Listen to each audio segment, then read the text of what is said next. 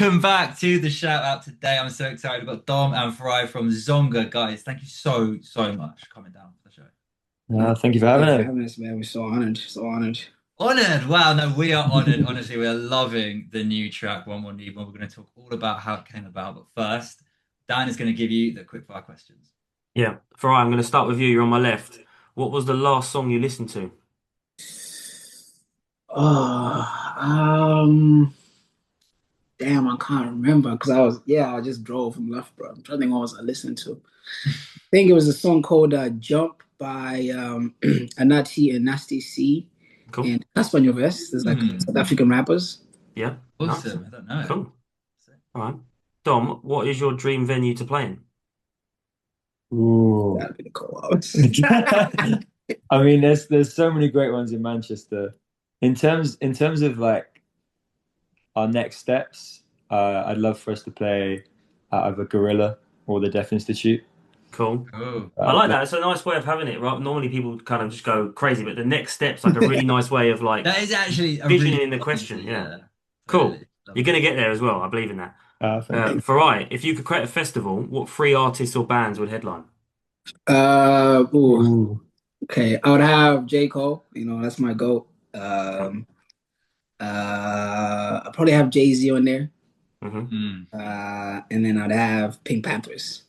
That's Cool. Would you actually go and Solid watch them? I would go and watch them. Yeah, I would go watch This it. guy famously likes to just stay on the campsite whenever he goes to. vote. Explicitly go to festivals for the camping. That's Really? the best bit. All the best vibes. That's what I'd be saying. That's what I'd be saying. That's why I've We'd all get my on. yeah. Maybe if Get you could on for with it. yourself, you would go. Yeah. And if Zonga are playing a festival near you, please don't stay in the campsite. Go and watch them. Yeah, please come. Please come watch. Right. Dom, back to you. What is your dream artist or band to support on tour? Ooh, I'd say Koji Radical. It's sick. Yeah. Good fun. Mm. Okay. Farai, back to you. Uh, One band or artist you think deserves to be bigger. So it could be someone that you listen to in your local area or just a smaller artist around that you think deserves more love. damn, I feel like I'm getting the hard ones. I'm gonna shout out Winky D. He's a Zimbabwean artist. Hmm. He's pretty big in Zimbabwe to be fair, but like he never got like really big like on an international level. Like you see with a lot of like Nigerian artists like Burna Boy, Hmm. or Davido or Wizkid, that kind of thing. Cool. So I'd say Winky D. Nice. Yeah, he's like I remember when I was like 10 years old, he was like my favorite artist. So Cool. Shout out. And yeah, Dom, you do get an easy question to finish it off. But it's important to us. Aldi or Lidl? Little, the bakery. It's the bakery. Let's go. Do you have a different answer, Brian? I don't have an answer to be fair. I've probably been I've probably been Audi more, I think. Yes. And I think they do these drinks that are like Desperado like rip-offs called El Banditos, I think. Yeah. And to be fair, shout out to the El Really? Banditos. Shout out to the El Banditos, man. No, Audi beers. Audi beers is the bane of my night. Thank you so much, guys. We did not have you on to talk about what supermarket you shop at or Audi beers. Your new track, or your debut track, Want More, Need More. We have been absolutely loving it here at the shout out. This is your first track. Can you tell me a little bit about how the track came about, how the band formed to begin with? Give us the backstory because it's so exciting time to be interviewing you. Oh, thank you very much. Should I? I think you go for it. Okay. Well, so me and Farai started out making music as a duo originally. So we met walking to school, and then we started making some tracks in my bedroom, and then we put some stuff out as a duo. But like the dream was always to get a full live band, Right. and start gigging properly. So like after we left university, we moved to Manchester and started assembling this live band. So yeah, there's 7 of us in Zonga, and we wanted obviously a new name, new band, new tracks. So One More Needed More was the first song we started writing as a band. Oh, And we actually started off rehearsing just in this flat, and we had everyone come around. We started just like bass line, guitar, and then built that up, and then Fry started with his lyrics, and then Charlie started putting her like vocal harmonies down. But it was, yeah, when we went in the studio to record it, it was such a nice like communal experience, wasn't it? Like everyone brought, all 7 members in the studio brought something very unique and very personal, which is really cool to hear everyone bring something of themselves to the track. Yeah. No, yeah, we're really proud of what the track ended up as. Yeah, exactly. I remember we were still like early days, and like, you know, the guys were like writing the music, and I was like, I don't know where this is going, to be honest. I don't see a future for it. And then a couple months later, boom, boom, you got a full song. It's like, well, how was I so doubtful, you know, at the start, you know? Yeah. Yeah. Oh, I couldn't even imagine, man. Like, it's so cool. What I really find interesting about this kind of music is rap, as being a very broad term for it, but like, it's something I know nothing about. But the band's process and the process of writing is something I have been a part of and find really fascinating. So it's so great to hear you say like it was quite collaborative. It wasn't just like a rapper had the lyrics. Like when you listen to it, I found you can tell it's a band because there's so many different kind of influences going on. Can you speak to some of the influences that made the song like what it is? What influences inspire you guys and the rest of the band? Yeah, I think we all come from quite different places, which is cool. Like when I was writing like the very first demo, I'm a big sort of funk fan and like Sly and the Family Stone fan. So like a lot of stuff of that was sort of coming into the original idea for the song. But then like Elliot, the guitarist, he's a much more sort of rock influenced, and he brought sort of that temperament to it. But then Maddie, she is a jazz musician, and she studied classical and jazz on the saxophone. So she then brought this whole other side to it. So like instrumentation wise, it's cool. There's a lot of, I'd say, different genre influences coming towards that. And then, I mean, you don't want to speak about all the sort of lyrical influence. Yeah, I mean, for me, for like a lyric perspective, I suppose, you know, like even before, I mean, it feels like a basic answer to say, but like some of my favorite like lyricists as far as like rappers, I'm thinking like your Jay-Z's, you know, like your J. Cole's, your Kendrick's, you know, and what's funny though is because, for example, like with Jay-Z, he doesn't write his stuff. He just kind of like has it in his head. I can't do that, you know what I mean? So I try to like, you know, when I was writing, I remember like the first line is like, you know, I get frustrated with the work that I put in. That was just kind of like what I was thinking at that point in time. I was like feeling frustrated, and I was like, okay, where can this idea go? And then it's trying to like, you know, build on that. So it's almost like a direct reflection of whatever I'm feeling at that point in time. Like we like to like push Farai to sort of the maybe extremes of what he's comfortable writing on. And sometimes we'll put some ideas, and he's like, I don't know if you can rap on top of this. And but he can. Like, where he can, exactly. Yeah, he's amazing.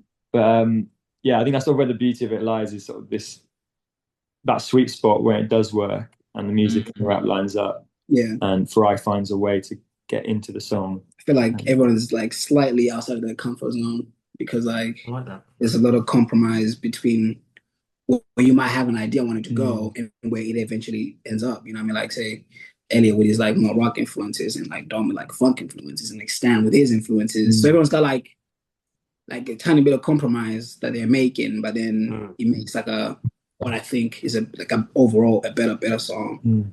I'll be excited to see what kind of, I mean, this is probably a few months or even a year down the line, but if you guys had an album, I can imagine just being so much different sounds and styles in these songs. I mean, I might be hinting at a question, but have you got more music in the works? Are you in the studio at all? Have you got stuff prepared for the end of the year? Do indeed. We're back in the studio at the end of the month. Yeah. Awesome. In the next single. Yeah. Very exciting. And then we also just recorded sort of a home recording of another track of ours for this compilation, which will hopefully coming out a bit later. It's our good friend Jude, who puts on these amazing nights in Manchester called Thump. So, shout out to Thump. There's a great night. So like a few bands, few poets, and it's like the free event. Yeah, and it's always a great crowd. Wow. And he's doing a compilation of sort of some of the artists who have played at that, and so we sort of home recorded that one. And Elliot did a great job on the mix. Yeah, he's a goddamn genius. So that'd be quite fun. I don't want to like, you know, hype him up too much, but you know, No, I listened it's to the a- mix and was like, yo, this sounds amazing. that'd be fun when that comes out as well. Yeah. That's awesome. What can fans expect from the new music? Where does it go that you haven't gone to already on your first track? Keeps the energy. Yeah. Keeps the energy. Yeah. I think if anyone who's seen us live, Love the next track we're recording is how we usually end our sets, and we like Yeah. to leave the crowd on a high, leave the crowd dancing, so that you can expect that from the next single. For sure. Awesome, man. Oh, I can't wait for it. One thing I want to touch on right there, because this is what I found hilarious about the fact there's 7 of you in this band. And you're talking about how you've all got kind of different influences and you all push each other out of their comfort zones, which obviously is a great thing. But how did you actually pull this band together? Like, what was the pitch? What was the elevator pitch to your guitar, the other guitarist and your bassist and your background singers? Like, what did you? Because it's so hard to describe what it actually is. Yeah. Well, it's been a sort of a long process over many years. Right. So like everyone in the band has sort of come from different parts of our lives and different points of our lives. So me and Farai met walking to school, and then Stan, our bass player, we've known each other since year 7. And we tried to have a few bands that didn't quite work out, and sort of came to nothing. And then Lawrence, our drummer, me and him lived together in first year of uni, and we had a band until COVID happened, and that's put a stop to that. And then me and Elliot had met through some music magazine writing, and we'd done some sort of acoustic guitar stuff together. So we made music in different forms at different points. Yeah. But so then when we were sort of trying to put this band together, we were like, who could we ask? And all these people sort of were, it seemed like a right place, right time, like obvious choices. The people that we knew were not only like fantastic musicians, but we had a real chemistry with, like the loveliest guys ever. Because we always say it's one thing, I know, finding people to make music with, but at the end of the day, the best bit is if you can be in a rehearsal room with people for 4 hours and not want to kill each other and have a great time. So like you want to actually enjoy the process of making music, and hang out. So we all hang out outside of rehearsals and do the other like poker nights and band nights. Oh, nice. It's a lovely group of people. You know what, lads? It kind of sounds like this was meant to be, whatever this is. Yeah, I mean, it certainly feels like it's like, as far as like, like the next. I was like things being like the next obvious choice to make, and it was like, yeah, obviously this guy is amazing, and we need a drummer. Like, boom, yeah.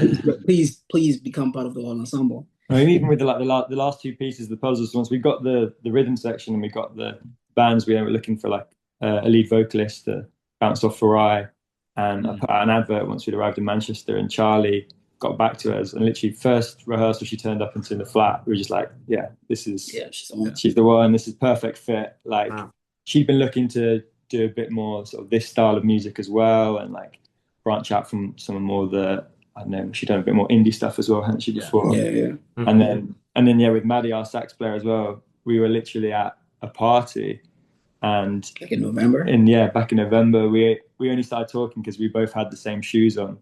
And then from that, I was asking her what she did, and she started talking about how she's a sax player, and we were like, oh, come to our rehearsal, come to a gig.